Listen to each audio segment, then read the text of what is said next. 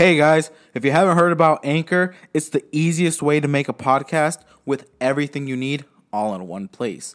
Let me explain.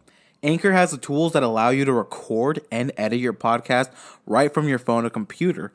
When hosting on Anchor, you can distribute your podcast on listening platforms like Spotify, Apple Podcast, and more. And trust me guys, it works. It's everything you need to make a podcast all in one place. And the best of all, it is totally free. Yes, totally free. So download the Anchor app today or go to anchor.fm to get started. Welcome. Thank you for tuning in. In this episode, I'll be talking to Angie Correa. I think that's how you pronounce her name. Sorry if it's wrong. She is a business career coach and cash injection strategist that works with women to help them play bigger in work and life. No, I'm not a woman, but we were able to connect on a pre-call, and we were able to get on the call. She teaches women who struggle with overwhelming insecurity to claim their leadership. She also shows them how to implement structures that free them from being a bottleneck to their own growth, thus becoming more empowered, efficient, productive, and abundant. And again, I'll give you guys Angie Correa.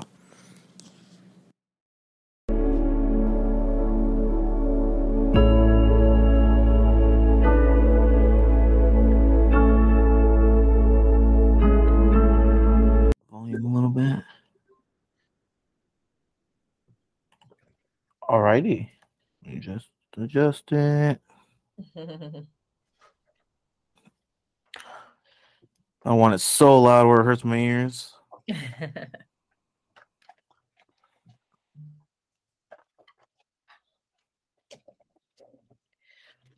I still have a little bit of a cough, so I'll try to, mute myself maybe if I feel like I'm going to have a cough attack. Whatever you want to do. But I mean, we can start. I mean, like I said, we just dive right in. Okay. All right. Well, I mean, I know obviously we had our phone call, so if you want, you can kind of say what you do again. Yeah, sure. So I'm a career and business coach. I predominantly work with women who are mid to senior level executives who are looking to move up or out of their careers.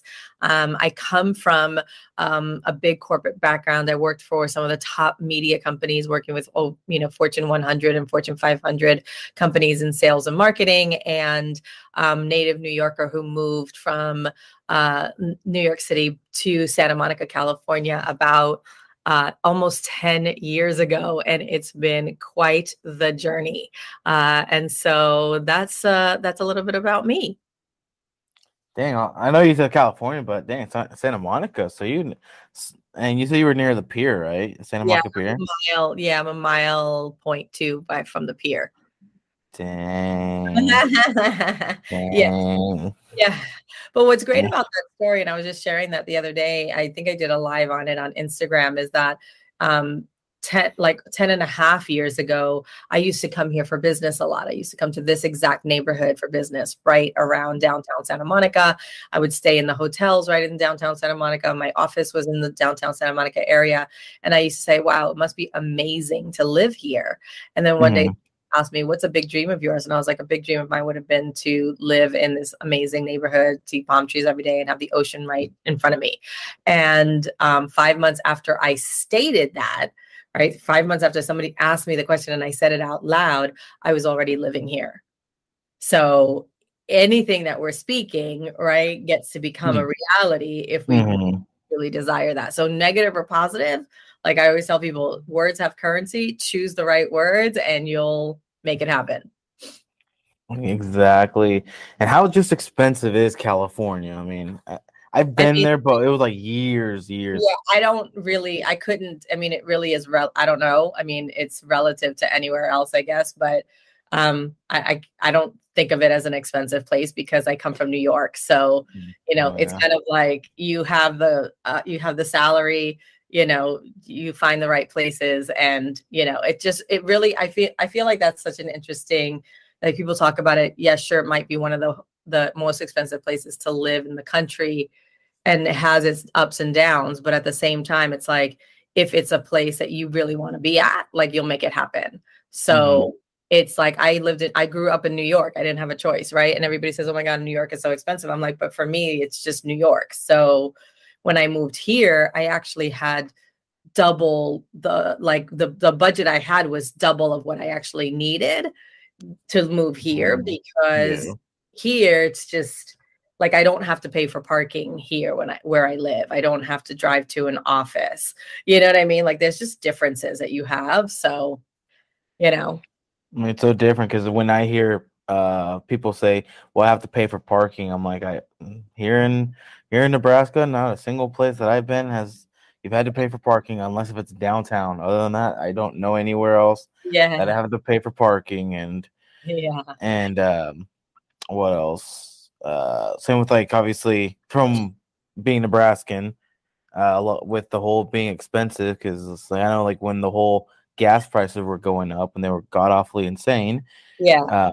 I thought 4.89 was expensive because that's what it was here. Yeah. And when I was seeing California and New York hitting 6, 7, 8, I'm like, what the hell? Yeah. I'm like, oh my God. Yeah. I'm like, come from where I'm come from. It's Yeah. cheap for me. I mean, right now it's average is 269, Yeah. Yeah. and I don't have an electric vehicle, so I can't I can't drive in style in that one, but Right. Yeah. I mean, hey, and but yes. So with how you said with like women, you know, like, helping them move up or out and Yeah. whatnot, what would be like what would be one of the first steps you would teach them? Yeah, that's great. I actually just did that on my Instagram. Also, I did a little like mini tutorial. And I think for anyone, whether you're starting out in your career or you're moving up and you're a senior level executive and you have a certain specific title or role that you want, I'm telling everybody to grab that job description. Like, Mm-hmm. you can Google it. You can Google job description for almost anything that you want to be doing.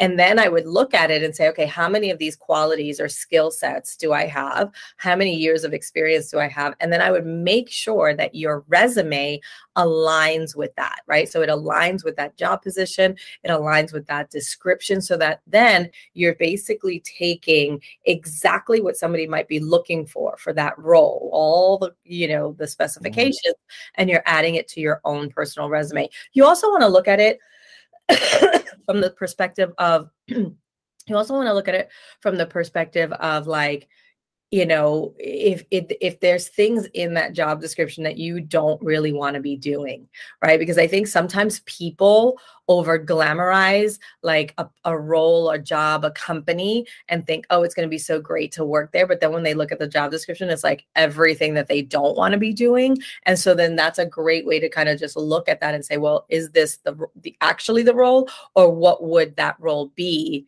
of the things that I actually like to do and that I'm good at and that I have a lot of skill set in, Mm-hmm. right? And then, you can also use it, like, thirdly, you can also use it as kind of like a guiding system, right? Like your GPS to that life that you want to create. And so that's not just like doing something like that is not just for if you're going to go and trade your time for money and go work at a company, but it's also like when you're looking at entrepreneurs or influencers, anything like that, to model what they're doing in the world also. Mm-hmm.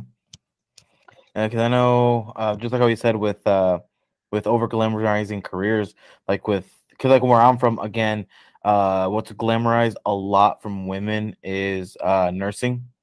Anything really, mainly anything to do in the medical field, but mainly nursing. Hmm. Where almost of all in Nebraska, what I've seen, either nursing or in the dentistry field, and uh, and again, I mean, you may look at the pay looks nice, or maybe just it's like it's the title that sounds nice when you can go to someone and say, oh yeah, I'm an RN, or I'm this, or I'm that, and people be like, oh, what, that's like, you're like, oh wow, but then when you look in the descriptions, you're like, maybe that 1% that you see looks good, but then when you really look at it, you're like, oh my God, It's intense. Well, and That's especially after the last 2 years or 3 years that we've had, right? Like it was one of the worst places and the worst, frontliners. We appreciate you so much and think that it's amazing that you, chose these careers, but it's also was like the hardest career to be in over these last few years. And, a lot of people ended up realizing that it wasn't that the best jobs to be in, right? And I think the other thing that we can get into trouble with is, and I know it happened for me many years ago, is that we become defined by like the companies that we work for, that I could say that I worked for. I mean, and some of the names that I prefer not to share them at this point. People can go to my LinkedIn or whatever to find that. But, it's like I was defined by those amazing companies that I worked for. It was like, oh, you work at blah, blah, blah, and blah, blah, blah. And it's like, that's not who I am. That's who I work for. And that's the other thing. It's like, even in the whole like influencer space and entrepreneurs and all that stuff, it's like, who are you really following? The ones that are showing all the bling, or the ones that actually have multiple commas in their bank account? So because you could posture anything you want and you can make anything look amazing, but at the same time, it's like, what are you really trying to accomplish? And I think that's the other big thing is people get to be really clear about what's the life that you want to be living. Like, what does your ideal day look like, right? Like, I've had clients tell me that they want to wake up and, have a morning that they're taking a walk on the beach and walking their dogs and having coffee and talking to their partner about, their goals and their dreams. And they don't have to worry about clocking in or checking into an office or, driving in traffic. And they can start their day at 11, end by 3, pick up their kids, and everybody sits down and has dinner at the table, right? So I'm always trying to get people to really think about those kinds of things too, because both, yes, a job with a great salary can satisfy that, but also to create the freedom that you're looking for, most likely is not going to come from working at a job. That's really what I say. Because I guess like what you said about the whole, when me working at Walmart, they're like, oh, you work at Walmart, like, and scratching that part. But like when you're working a salary, whether it be hourly or a true salary, however you see it, however you want to define it, like and I will see people out and about, like how you said, walking their dogs. I'm like, I wish I was doing what they were doing, and you talk to some of them, and none of them are working a salary. Like some are entrepreneurs, some are just working for themselves. And I'm like, oh well, that must be nice, but at the same time, people want that life. But then when it comes to the work, they realize, oh, it took this person 5 years to finally do this, or 10 years to finally do this, and then they're like, I don't know if I really want to be doing that. And it's like, well, if that's the life you want, you're gonna have to work for it. That's why, like, social media, it's fake as hell. A lot of people that are flexing their bling, flexing everything, you look in their background, you realize they're not as great as they think, what they say they are. Yeah. Especially when it's just more flexing than actually proving anything, then it's like, okay, like the person's a scammer. And well, and then you try to replicate it. And I mean, I don't, whatever we can just, I mean, I think the point is that really people get to decide, like, do they want to put in the work for the lifestyle that they're looking to do, or are they just looking to, have it be easier and just, get a paycheck? You know what I mean? I think that, again, I don't think anybody has, anybody can stand behind any excuses that they can't find information, or that they don't know something, or that they can't figure out something, when you have the World Wide Web out there that's been around for quite some time, really sharing, and that you could do your due diligence, right? And do the research. So on both hands, whether it's the company that you want to work for, or, a great, a business person who's an entrepreneur who's created a lot of, abundance in every area of their life, it's like you get to do your due diligence and not just follow like the shiny object syndrome. You know what I mean? But, I think there's a lot of good out there too, because more people than not have the opportunity to do whatever from whatever situation that you're in, you can decide to make something happen. And that's just bottom line. That's just Exactly. And what would you not just like women in general, just yeah. anyone in general, for people who are struggling like with certain set skills, like let's say what they want to do, let's say Yeah. like in this case speaking, Yeah. let's say they are very very shy in speaking, Yeah. or whether or like math or any skill that whatever career they want to do, they Yeah. lack in, but they want to, even they like Yeah. they've seen it, they've been on, let's say they've kind of what's that called, like shadowing, like the Yep. job shadow type of thing. Apprentice. It- yeah, like apprenticeship Uh-huh. and whatnot. Like they've seen it, they want it, but they lack in a certain skill that is very critical in Yeah. that area. Yeah. Like how Yeah. do you, like, what would you I tell mean, someone? Or practice. It's like anything. It's practice, right? It's like you Mhm. just get to practice it. You get to practice it all day, every day, 100 hours a day, like whatever it looks like. It's just, I don't. There's, I don't necessarily like. I'm just kind of trying to think. Like, I think I was talking about this the other day that there's like this in New York. I don't know if they have it anywhere else or if people hear about it anywhere else, but I grew up with the Harlem Globetrotters, right? Or So the the Harlem Harlem Globetrotters? Globetrotters are like a performance basketball team. Mhm. And basically their home base is Madison Square Garden. I would see them every year, multiple times a year, and it was great. And I'm almost positive I either read or heard this story, and I could be making it up, but everybody can Google it, it's out there. But I'm almost positive that I heard about this guy that's like under 5 feet, and he wanted to be a Harlem Globetrotter, and everybody was like, you can't do, you don't even have the physical qualities to become that, right? But remember, the Harlem Globetrotters is based on performance too. Like, it's more kind of like a caricature. It's not a real basketball team. It's about the athleticism. It's about the tricks that they do. It's about, like just making the crowd, hyping the crowd and all that stuff. And so he just went out and practiced every day, different tricks, different things that he can do that some of his tall counterparts can't do because of their stature, right? So it's Mhm. all like finding what's your superpower in what you believe to be that limiting like skill set, right? So I know plenty of people who are painfully shy, but are some of the best public speakers. Like, honestly, I tell people this all the time. I'm like, I am actually an introvert. Like, I don't really like to go to networking events. I really don't like to like do one-on-one I don't chit chat. So I'm not a chit chatter. Like, I don't like, that's just not my vibe. But if you put me in front of on a stage in front of 10,000 people, I have no problem. Like, I just walk up there and I'm just like, okay, like I'll like just get up and teach and train and talk because it's actually what I love to do. But I don't like, and my core group of friends and like colleagues and counterparts is very small. Like, it is micro small. And I'm like, it's because I'm not actually as extroverted as people think I am. And it's really funny because people don't believe me. And I'm like, you can be an introverted extrovert because I can do one thing. But then the other thing, it's like, oh, I get to also be now coaching is one thing. As long as I'm teaching and I'm coaching and I'm mentoring and you know what I mean? Like, there's a dialogue Mhm. happening.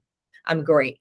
But filling empty space, I can't. Like, I'm just like, sorry. I mean, that's how sometimes I can be too. I mean, depending, like you put me, because I mean, I've been like this all high school too. Yeah. Like in the stands, like during like the women's basketball games and whatnot. You wouldn't see me all running around, trying to try just be very extroverted, talking to all these groups. You'd see me just by myself, sitting on the bench watching the game, and Yeah. Yeah. with the water on my side, or maybe checking my phone during Yeah. timeouts. When I really I wouldn't have anyone, and then when someone is genuinely interested in talking and they're listening, and I talk to them, I talk and I talk, and because I'm Yeah. genuinely interested of that they want to hear, and I talk, and then we just have a Yes. simple conversation, Yeah. and people are like, you talk a lot. I'm like, well, if you actually see me, I'm very introverted. Like Yeah. it Yeah. on my day off from work, I prefer to be in the apartment Yeah. relaxing than out and about hanging out with people. Yeah. Like Yeah. I, Yeah. I barely have any friends. Oh, So it's yeah. like, but again, it's just because I'm introverted. Like I'm not. Well, and I think here's the other thing too, right? Because I think for me, definitely there's that introverted part of who I am, but it's also like the quality of the friendships and the colleagues that I have is really high, Mhm. right? So it's like I'm also not just spending time with anybody, right? Like just anybody. Like I really want to be in groups of people or one-on-one with people who it's a dialogue, who we can have conversations with, that it's a back and forth. It's a flow that's happening, right? And I think instead of, it's like I used to have that thing of like, oh, well, I don't really have a lot of friends. And it's like, well, no, I have really deep friendships. So that's the difference in that part of it too, because then that means that you are much more discerning also. Mhm. So I don't need 150,000 people around me anymore. I just have a really core group I've discerned that they match my energy, they match my core values, they match my growth process, like my personal development, where I'm going and where I want to go, and they support that and I support theirs. So that's something that I think as as you're kind of navigating life, you get to really turn the like I don't look at my being introverted as a negative thing as much as I look at it as a discerning thing. And I think that's a really high quality to have, Mhm. right? I don't look at not having a lot of friends as a negative thing. I look at it as I'm very discerning with who I do have around me, because then I know that it's like, oh, I can be 100% myself. I don't have to try so hard. We can have really fun conversations. I can have a good time. It's like I don't feel weird. And when I do, I leave. Right. Like I'm meeting new people all the time. Mhm. But it's like, okay, it just doesn't match, but it's like without judgment. And I think removing any judgment from anything that you're doing gives you more space to have like a well-rounded experience no matter where you are. Does that make sense? Mhm. Yeah. Like it's you have to be authentic. You just have to be authentic. You have to be yourself. I mean, you can't try to with people who are very introverted. They can't try to fake being someone else because it will not work. No. Because Yeah, it no. because if you're very introverted but you want to be like that guy who loves to talk, who is just out and about, who everyone knows because of he's just very talkative, like he's out and about, whatever. And you try to be like that guy, you're not gonna come off the greatest. I mean, it's not. Yeah. It's very hard to try to match try to be someone else when that's not you. Yeah. It's also And creepy. yeah, true. Very, very true. It's also creepy. Yeah. Yeah. Because I know I forgot who said it. I don't know if it was in like some sort of tech talk or a book or something. Something about usually the people who are the quietest, like have like I won't say like the most knowledgeable, but some do like being the most dangerous because they're very observant, and Mm-hmm. so like they can kind of like get that type of information like through that way too, and Yeah. that's how Yeah. I can be too. But Yeah. Yeah. as you can see, I mean, sometimes it can be very awkward, but hey. It's all good. It's all good. But I do see on your website, for an action plan, Life Yeah. 2.0, crazy Yeah. action plan. Can you Tell us explain about that. explain Yeah. that one? Sure. Yeah. So I think one of the things that I think when I was early on in my career, a lot of the tips that I'm sharing, that I shared earlier were some of the things that I did, right? So that's great. And then as I started to advance in my career and kind of, also decide, well, what kind of a life do I want to live? It was me going and hiring a coach and going and taking different courses and, going to different workshops and things that I was starting to learn that it's not just like we get to actually write out our plan. It's almost like our business plan for our life. But what are the questions that we get to ask ourselves? Right. So I think a lot of the times people get stuck because they think that they need to know exactly what that thing is. But in reality, it's not even knowing what the thing is. It's really knowing like, well, how do you want to feel? Right. Like I wanted more freedom in my life. I wanted to be able to live by the beach and go take a walk in the morning for 2.5 hours if I feel like it. Right. Like Hmm. that's what I wanted to do. But then in the action plan, what you're really doing is answering a few of those questions for yourself so that you can really start opening up like your truest desires. It's like, oh, how do you want to feel when you wake up in the morning and what do you want to be doing? As simple as that question is, a lot of people don't ask themselves that, right? Hmm. What kind of income do you really do you really believe that you would need or want to live that lifestyle that you're looking to create? And my answer to that question and your answer to that question is going to be vastly different, right? When I say what I want to my mom, like if I ask that question to my mom, she's like, oh, well, you just need enough. And well, that's not a clarity question, or that's not a clarity answer. And so for me, it's like I'm really specific about where I want to be on a monthly level in terms of my finances, because of the life that I want to live and the contribution that I want to make in my life. And I think when you go and you create a plan for yourself, so it's like great. I mean, I think it's always great when I have these kinds of conversations with young people like you, but I think also women in their 40s, 50s, or men in their 40s and 50s who have never done something like this and get to do this now, like you can still make the second half the best half of your life if you create the plan that you can then follow. And it's like, is it that it's going to be letter to letter? No, it's that you have a direction, right? It's the same way you put in an address into Waze, right? And you put the GPS in, and it's like, if there's traffic, it's going to take you on a different route. It's the same thing that happens in your life. It's like, you can have a plan. You can be like, you know what? I want to, like, I was just talking to a client of mine, she and her husband are moving across the globe. They want to retire by the time they're 40 years old. They want to have multiple homes. They're just now starting this journey, but it's because they now have a plan. Right? They decide, well, why do you want to retire at 40? Well, you want to retire at 40 because I want to be able to travel the rest of the world. I was just talking to another friend who her parents did that. They came from another country and they came here and they built the American dream. And their American dream was, we can retire by the time we're 40 and travel the whole entire planet. And a lot of people don't think that that's possible, but it's because they never ask themselves the questions so that they have their own action plan.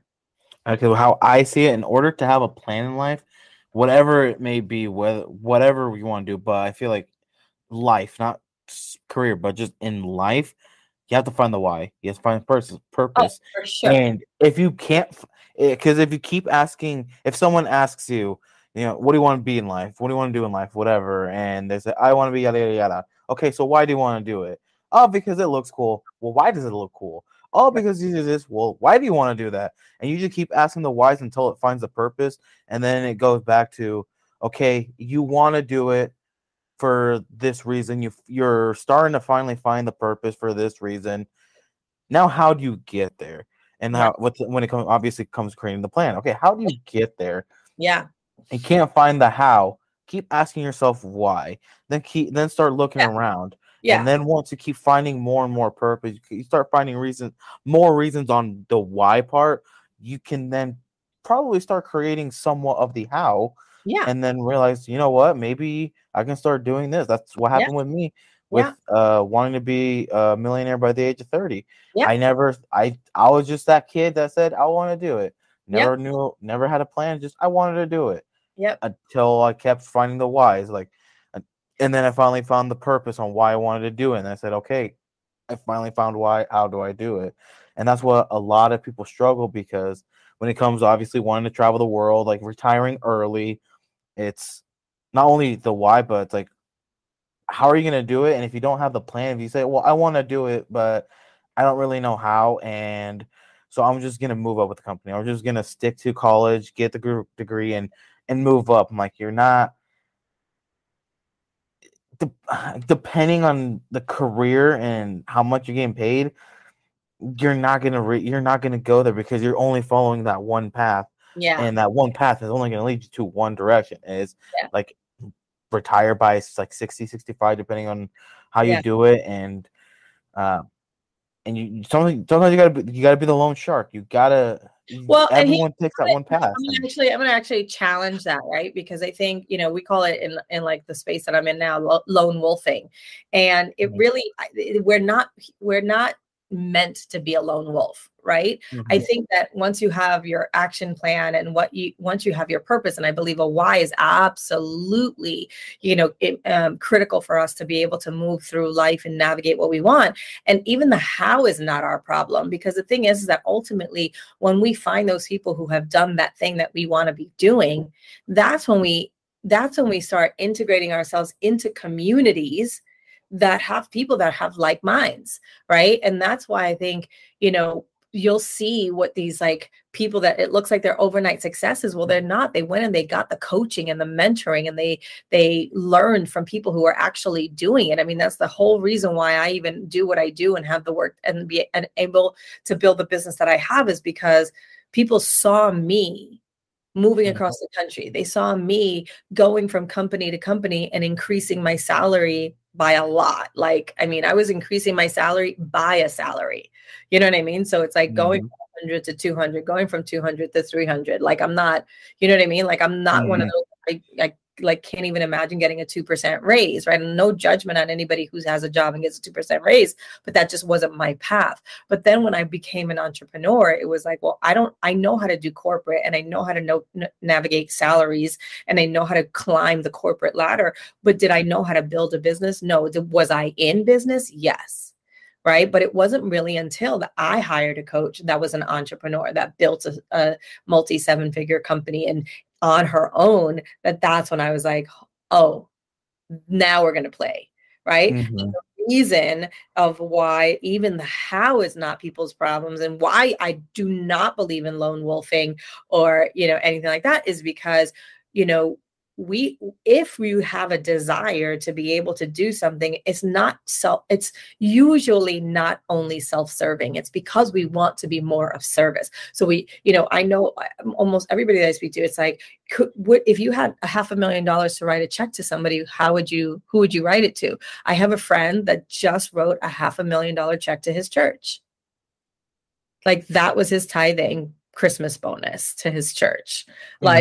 Like nothing. Like, it wasn't like, it was like writing a $5 check or writing a $5,000 check, right? But his whole goal was always, how do I get to give back, right? And so then he wasn't going to wait and try to figure out all, because can you imagine, right? You're becoming an entrepreneur, and now you have to figure out sales, you have to figure out marketing, you have to figure out hiring, you have to figure out budgeting, you have to figure out taxes, you have to figure out write-offs, you have to figure out leadership, you have to figure, like, it's too many things. And believe me, I know a lot about a lot, and I don't want to do all the things. That's what lone wolfing is. And there's not one person in this world that can do all the things. They might think they can, but they can't.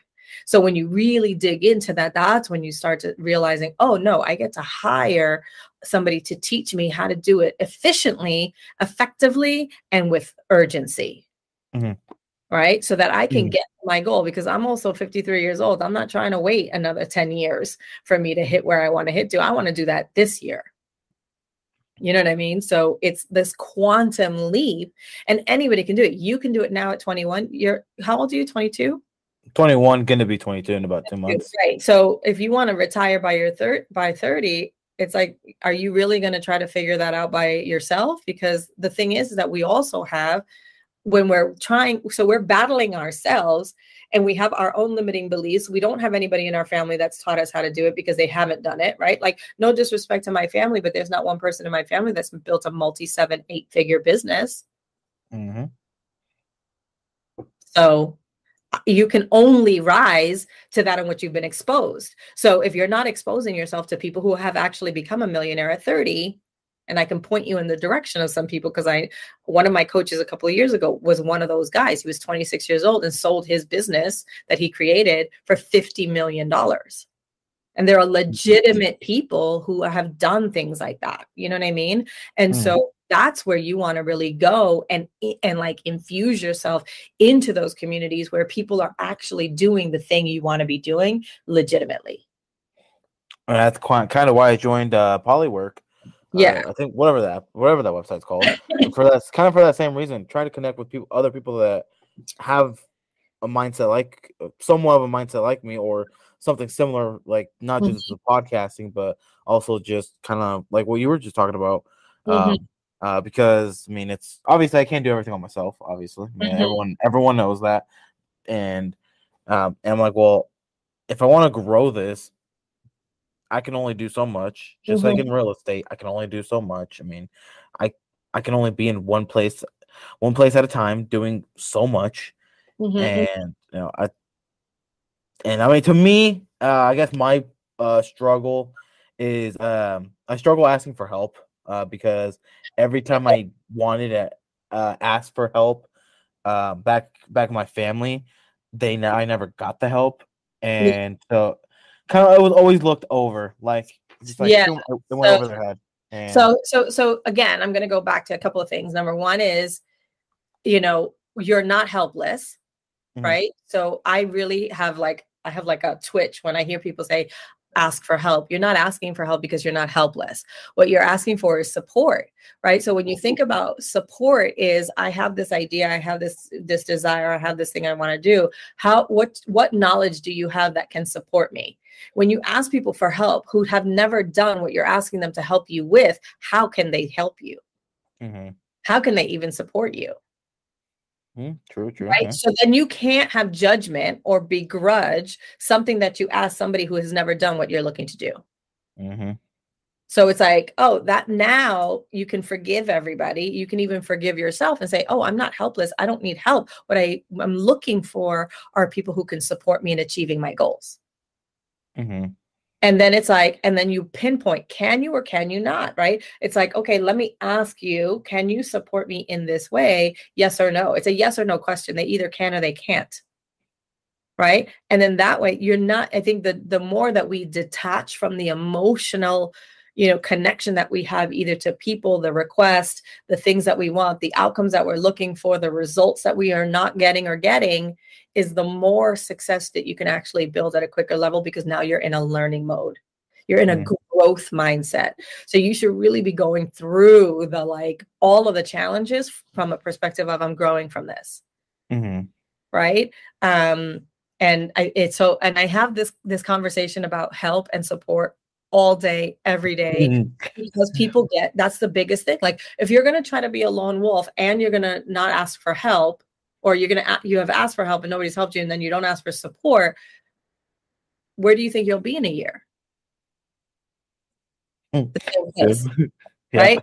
Same exact place. Like, there's just, it just doesn't, like, the numbers don't make sense. Like, if it was a math equation, it just wouldn't even make sense. Right? Mhm, What we're really looking to do is say, okay, well, let me look at what, and the other thing is the comparisonitis, right? It's like, I'm not saying go out there and watch everybody that's doing everything. It's like, pick one. I deleted every big influencer for a long time, in my field, right? In the coaching and career coaching and executive coaching and women coaching and all that. I deleted because you can get caught up in watching what they're doing and then not thinking that you can go and do it because it's oversaturated. Whereas my 25 years of experience in corporate America supersedes their 3 years experience in being a career coach and never having a career. And it's mhm, not, again, it's not from judgment, but they've done a really great job at marketing or whatever it is that they're doing. And they have their own target market, and great that they've made the money that they've made. You know what I mean? And so we get to really hone in, well, who am I following? And then if there's nobody, then there's nobody, and you just do your own thing.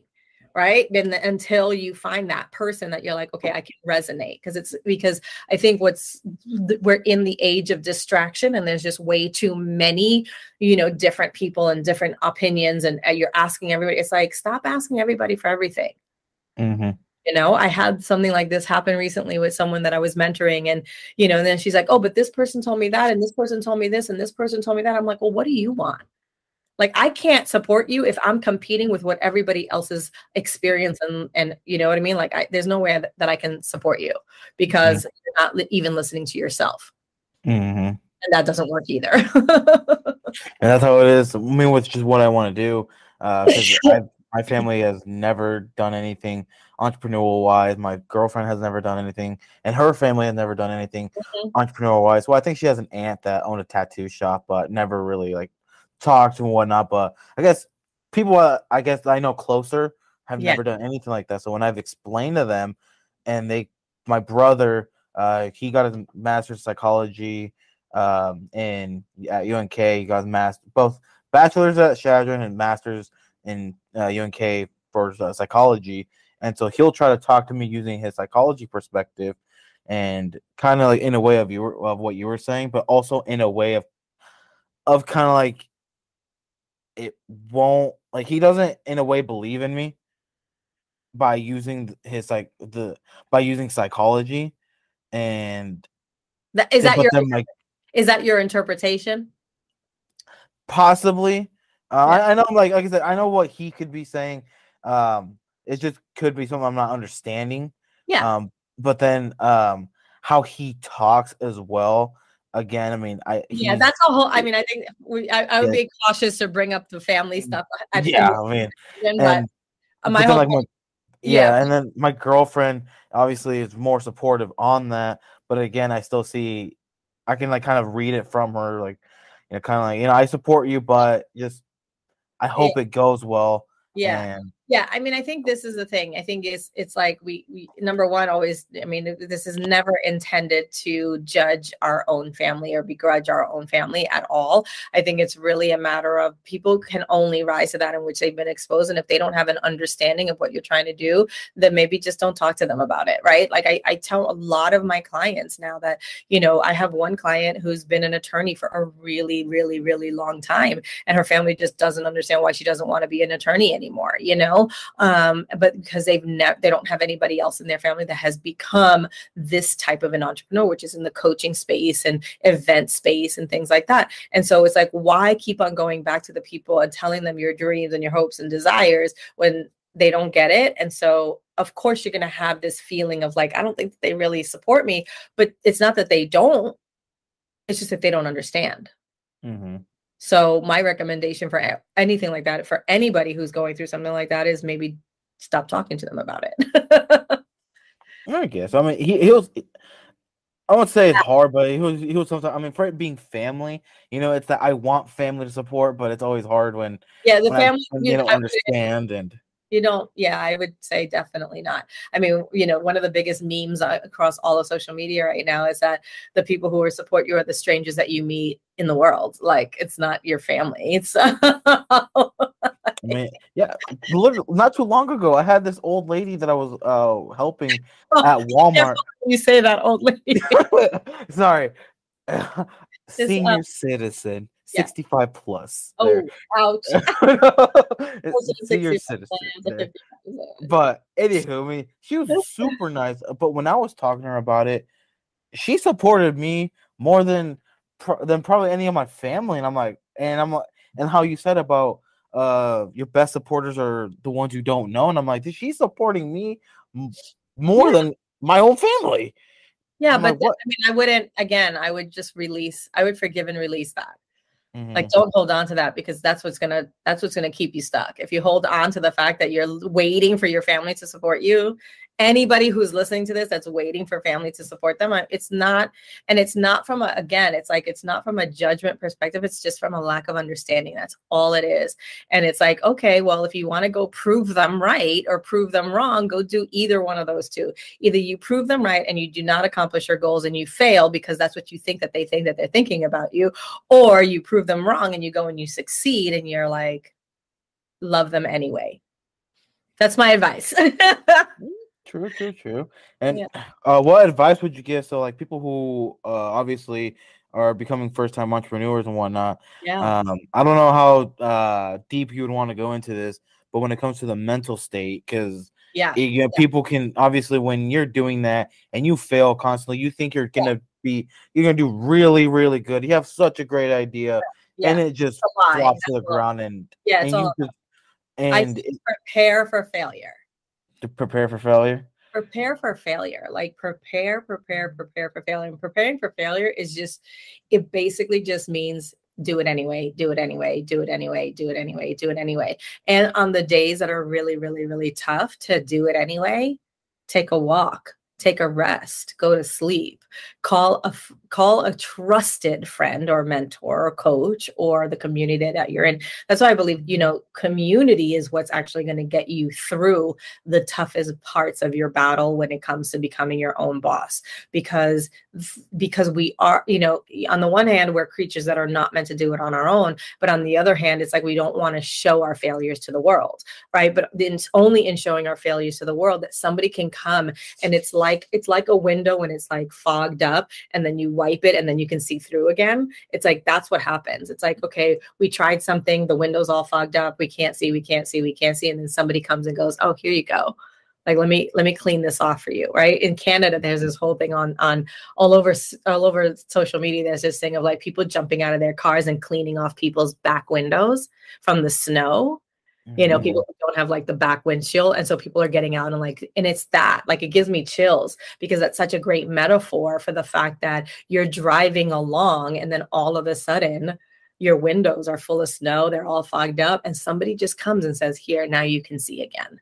And that's the biggest mental like obstacle that you can welcome, is that, okay, I can't do it all by myself.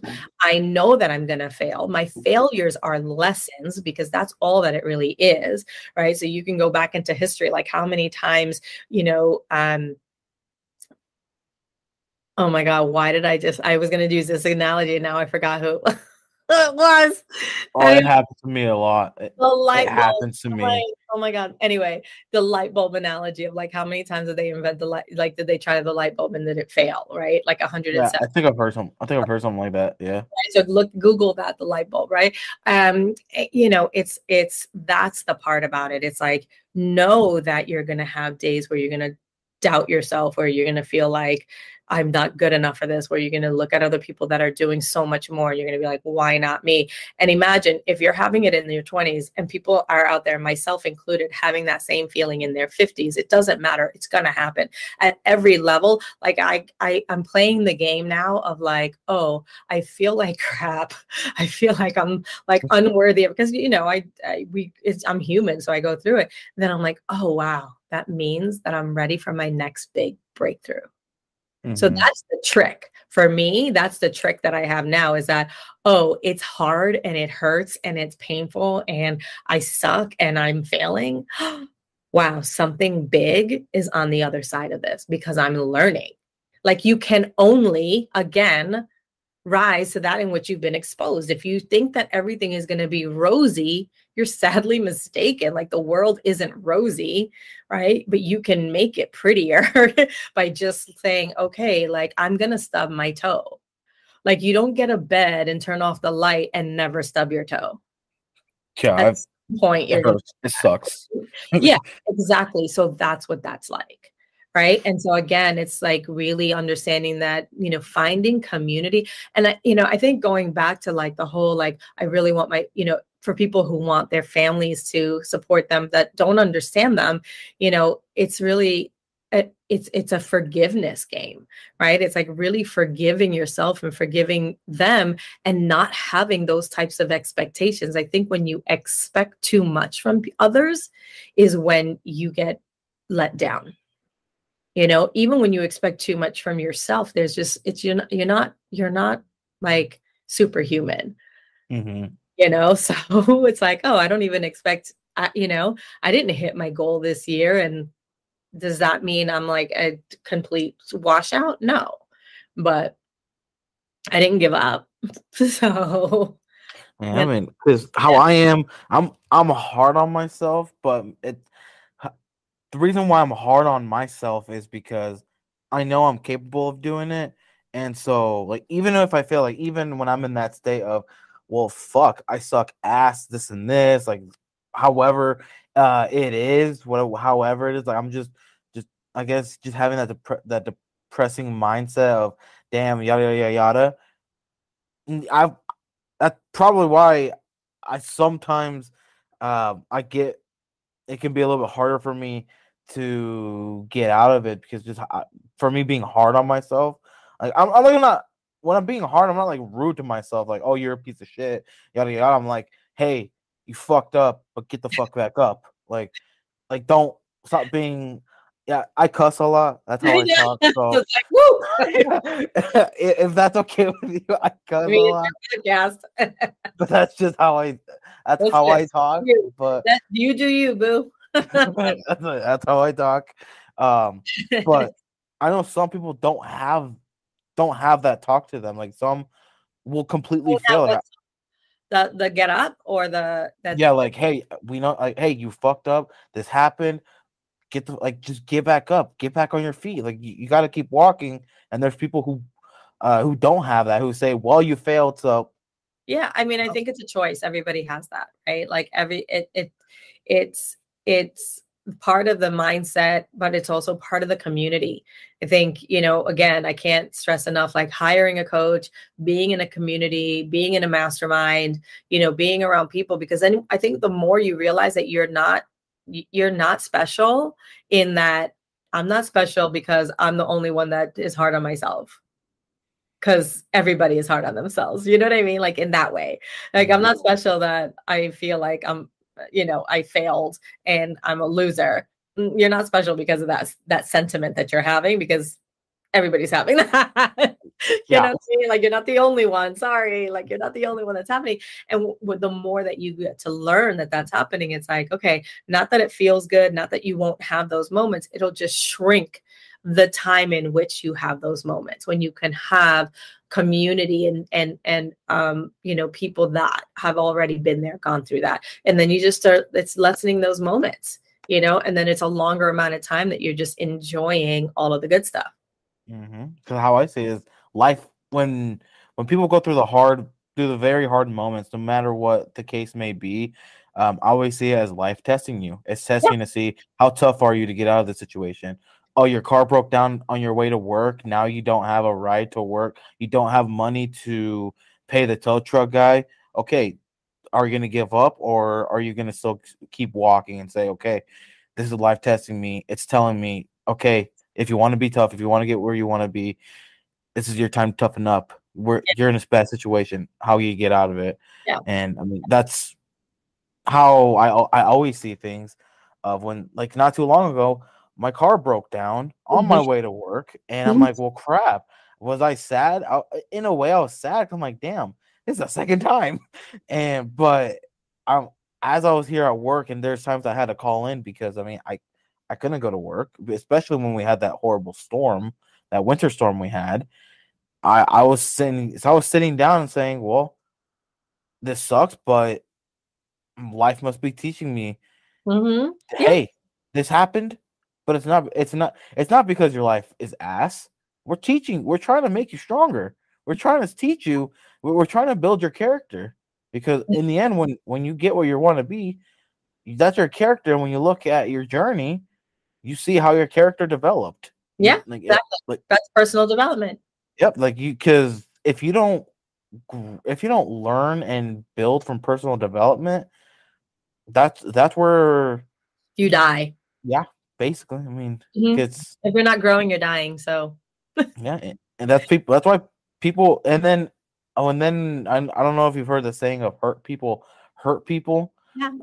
And so then that's where that saying comes from, because those people who didn't learn, who weren't learning, who just accepted failure, want others to feel that same failure because they felt it. So they're like, well, you're not going to get it either. So just accept the failure that I faced. Yeah. What would you tell people that think like that? If the ones that just accept failure and say, wouldn't be talking to them. So what was that?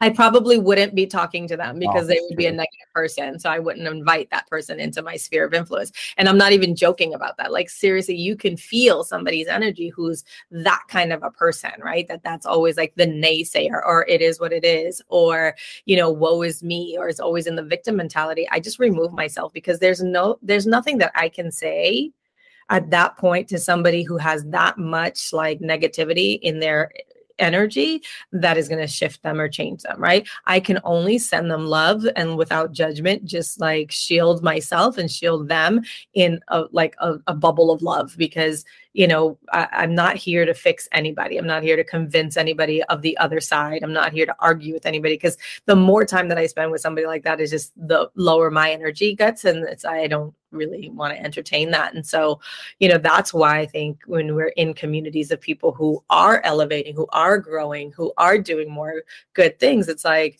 oh, this is where I want to be, because I feel better in it.